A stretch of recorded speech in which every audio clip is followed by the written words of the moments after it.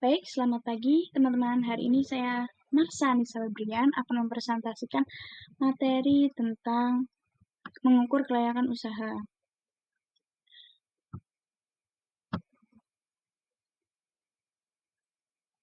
Tujuan dari presentasi ini adalah memahami cara mengukur kelayakan usaha, menyajikan metode analisis keuangan, kemudian memberikan tips pengelolaan keuangan.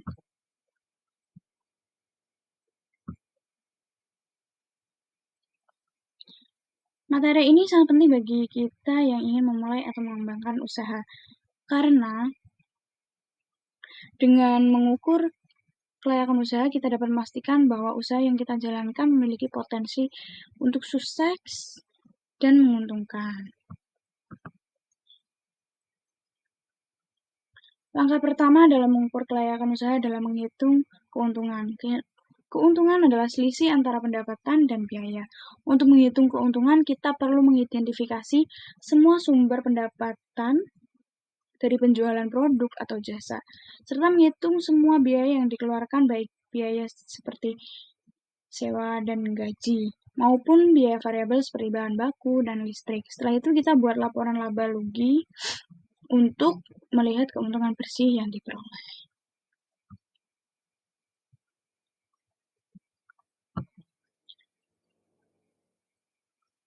Selanjutnya kita akan membahas analisis titik impas.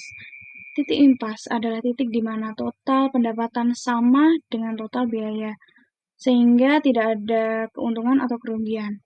Rumusnya sebagai berikut, dan berikut contoh untuk contoh kasus nantinya.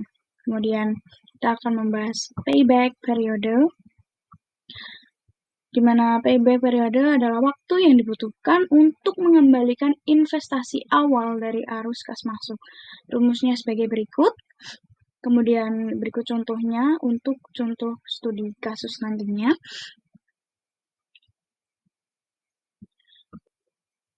Kemudian ada NPV, di mana NPV atau Net Present Value adalah selisih antara nilai sekarang dari arus kas masuk dan nilai sekarang dari arus kas keluar. Berikut adalah rumusnya, rumus NPV. Kemudian kita akan membahas IRR atau Internal Rate of Return, adalah tingkat diskonto yang membuat NPV dari semua arus kas dari proyek sama dengan 0. Analisis ini membantu kita memahami apakah investasi yang kita lakukan layak atau tidak.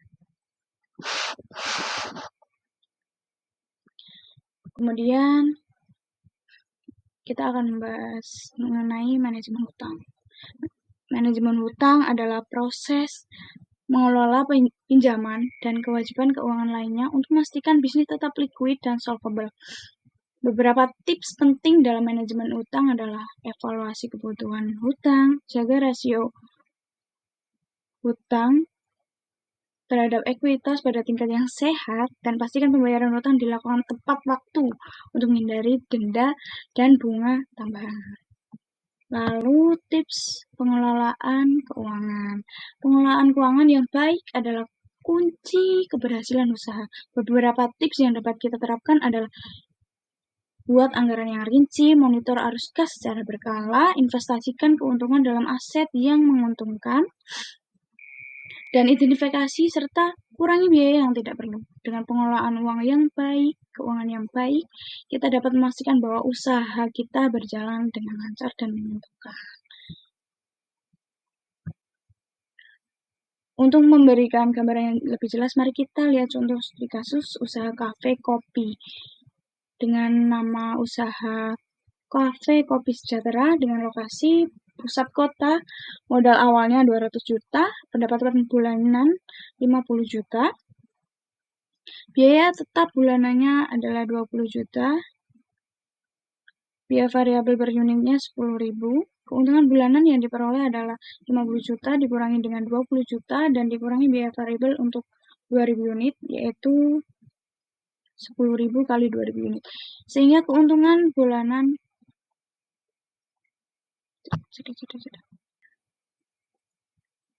Baik, kita akan membahas studi kasus. Latar belakangnya adalah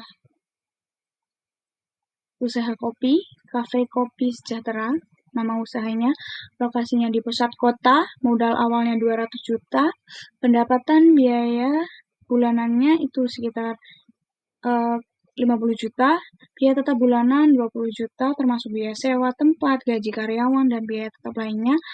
Biaya variabel per unit 10.000, termasuk biaya bahan baku, kopi, gula, susu, dan biaya variabel lainnya. Harga jual per unitnya adalah 25.000. Total pendapatan bulannya itu 50 juta. Total biaya variabelnya 10.000 dikali 2.000 unit, yaitu 20 juta. Total biaya bulanan, biaya tetap, ditambah biaya variabel, jadi 20 juta plus 20 juta, yaitu 40 juta. Keuntungan bulanan pendapatan total dikurangi total biaya. 50 juta dikurangi 40 juta, yaitu 10 juta. Analisis titik impasnya seperti di contoh ini. Kemudian dengan melihat analisis titik impas ini, artinya Cafe Kopi Sejahtera harus menjual sekitar 1.333 unit per bulan untuk mencapai titik impas. Kemudian melihat contoh kasus pada bagian periode payback periode, artinya modal awal sebesar 200 juta akan kembali dalam waktu 20 bulan. Kemudian NPV IRR pada studi kasus ini menghitung nilai secara dari arus kas masuk di masa depan dikurangi investasi awal. Ini kita membahas net present value-nya.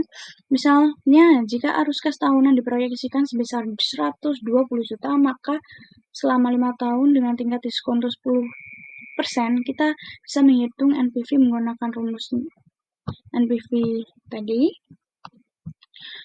Kemudian IRR, Internal Rate of Return, tingkat diskonto yang membuat NPV sama dengan 0. IRR dapat dihitung menggunakan perangkat lunak keuangan atau kalkulator IRR. Dengan analisis ini, kita dapat melihat bahwa Cafe Kopi Sejahtera memiliki potensi untuk menjadi usaha yang menguntungkan dan layak untuk dijalankan.